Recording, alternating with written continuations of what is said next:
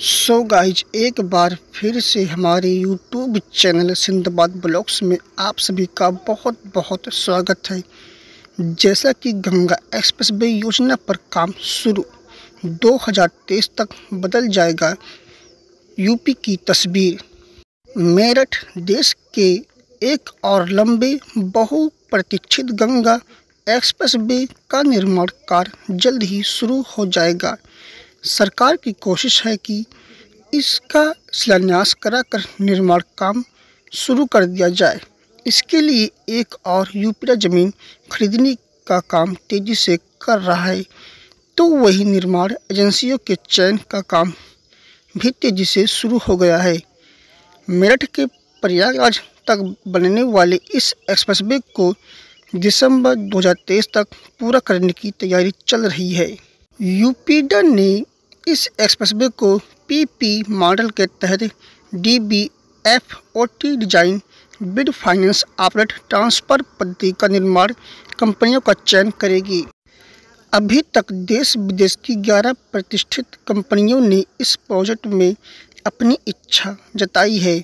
इनमें मलेशिया की आईजेएम कॉरपोरेशन व दक्षिण कोरिया की इंटोपिया बढ़त बनाए हुए है। इन सभी 11 कंपनियों को गंगा एक्सप्रेसवे की साइट का दौरा कराया जाएगा ताकि वह काम भी महत्ता व व्यापकता को समझ ले। इसके बाद इच्छुक कंपनियों से बिड मांगी जाएगी।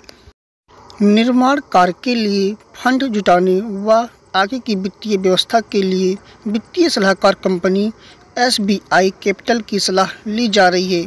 जून तक 90% जमीन खरीदने का लक्ष्य रखा गया है।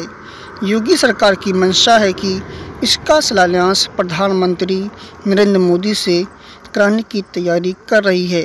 संभव है कि इसी से साथ प्रदेश की दूसरी महत्वाकांक्षी परियोजना नोएडा इंटरनेशनल एयरपोर्ट जेवर का भी शिलान्यास करा दिया जाए। करीब 600 किलोमीटर के इस एक्सप्रेसवे के दोनों ओर स्टोन बाउंड्री का काम भी जल्द शुरू होना है। इस पर 401 करोड़ रुपये का खर्च आएगा।